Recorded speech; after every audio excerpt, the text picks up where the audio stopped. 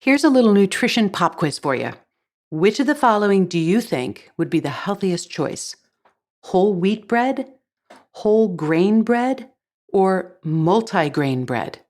Or do you think of these labels as being more or less interchangeable? Well, today we're going to clear up some of the confusion around multigrain and whole grain labels.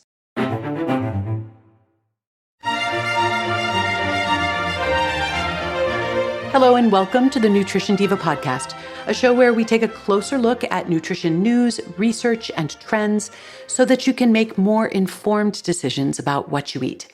I'm your host, Monica Reinagel, and today we're talking grains and all the different ways that they show up in our food supply. Now, being the nutritious conscious type that I know you are, you've probably taken to heart the advice to choose whole grains as much as possible. But when you're standing there in the bread aisle just trying to get the shopping done, it's easy to confuse similar sounding terms like multigrain or whole wheat or whole grain.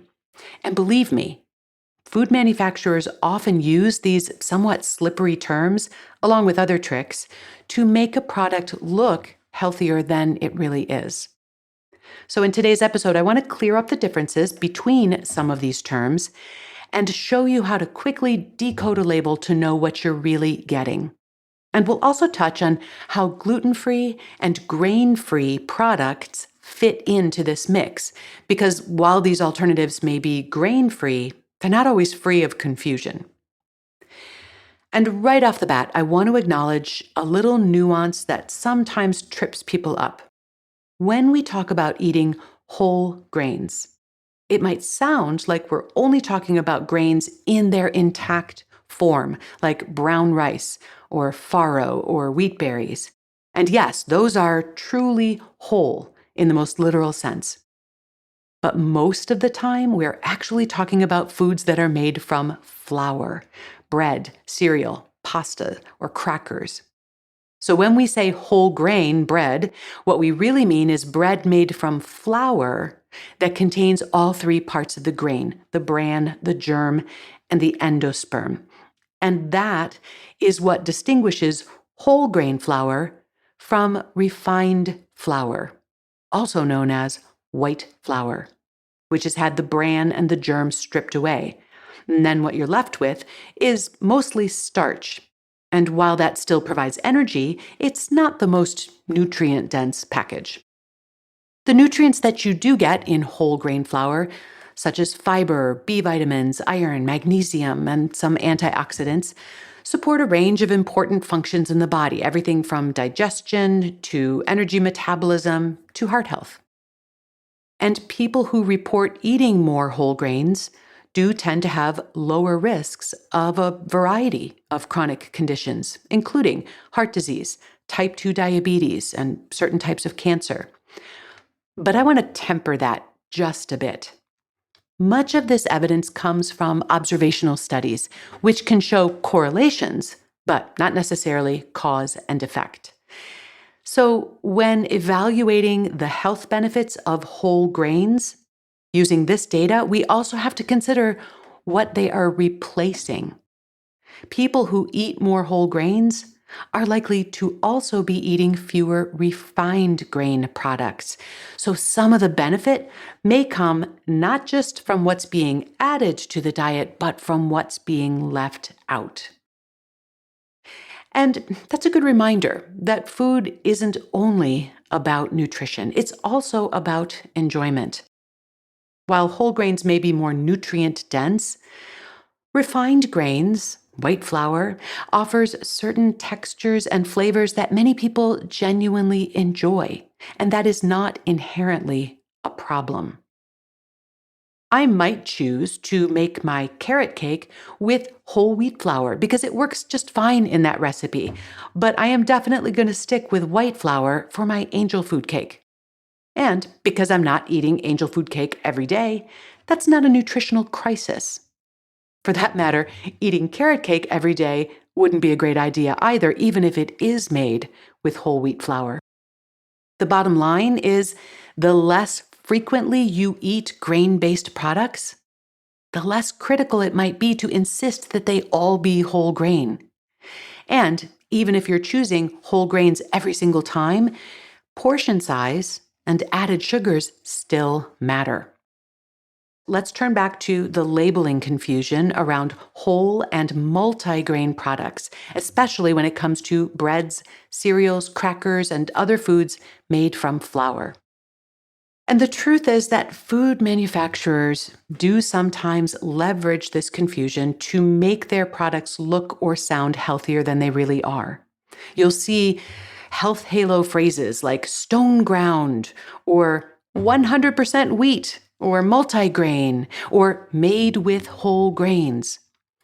They may even use molasses or caramel coloring to mimic the darker color of whole grains, or they'll tweak the texture to make it feel denser or chewier, so it seems like it must be heartier or more wholesome.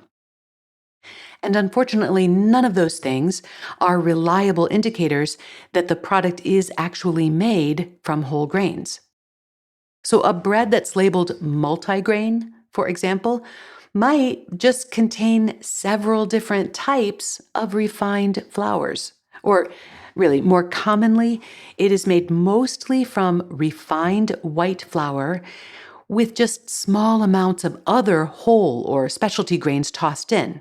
Maybe enough to sprinkle on top for visual effect, but not enough to significantly change the nutritional profile. And I'm sorry to be the bearer of bad news, but those multi-grain donuts, probably not the nutritional powerhouses that you've been telling yourself they are. You might suspect that the amount of fiber on the nutrition facts label might be a quick way to identify the true whole grain products, but you know what? That's not always reliable either. These days, many manufacturers are boosting the fiber content of their products by adding functional fibers or resistant starches. And I'm not saying that those added fibers are bad for you, but they're not necessarily the same type of fiber that you would be getting from a whole grain product. Really, the only way to know for sure is to pretty much ignore any of the front of package claims and flip it over and look at the ingredient list. Wheat flour can be listed in all sorts of ways, including enriched, unbleached, bromated, and many more. And those are all varieties of refined white flour. The only term that tells you that you're getting the entire grain, the bran, the germ, the endosperm, is the term whole wheat.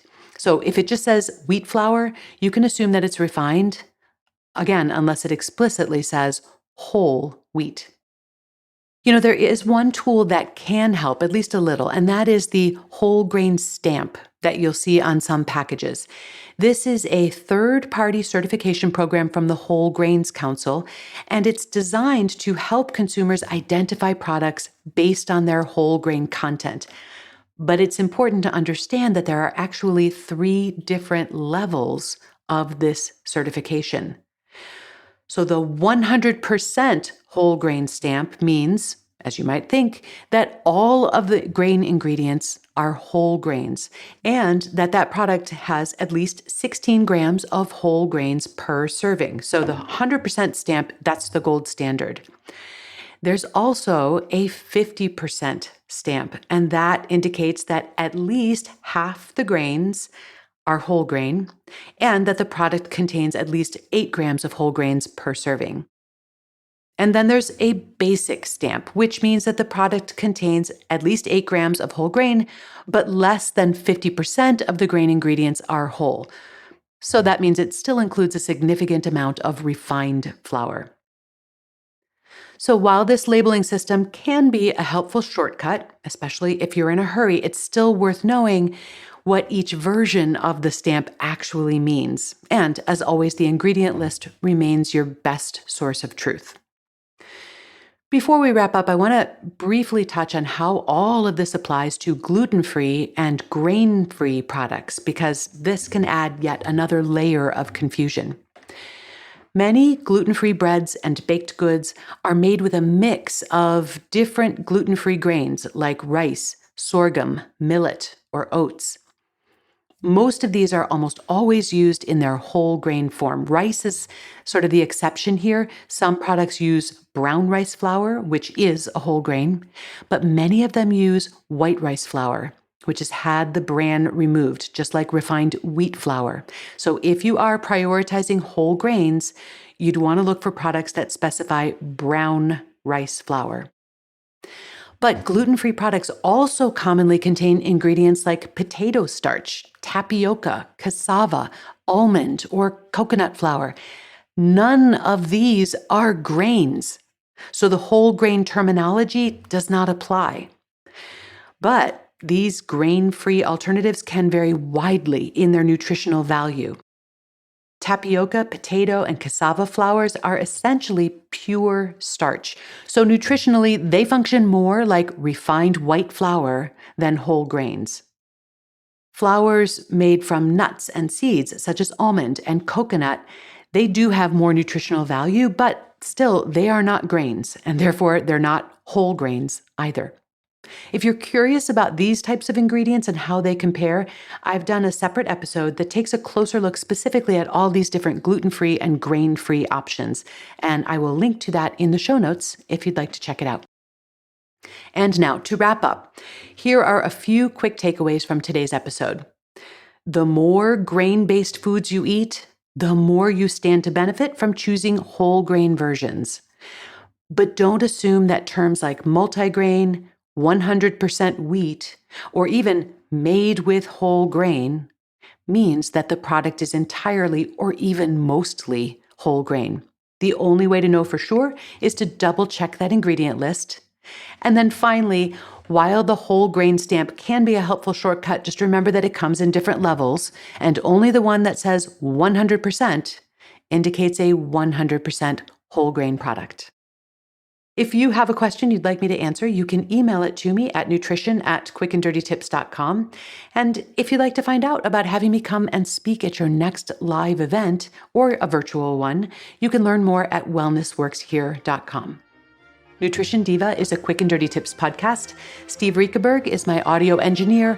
Brandon Getchis provides script editing. Holly Hutchings is the digital operations specialist. Morgan Christensen heads up podcast operations and advertising. And we also get a lot of support from Nat Hoops. Thanks to all of them, and thank you so much to you for listening.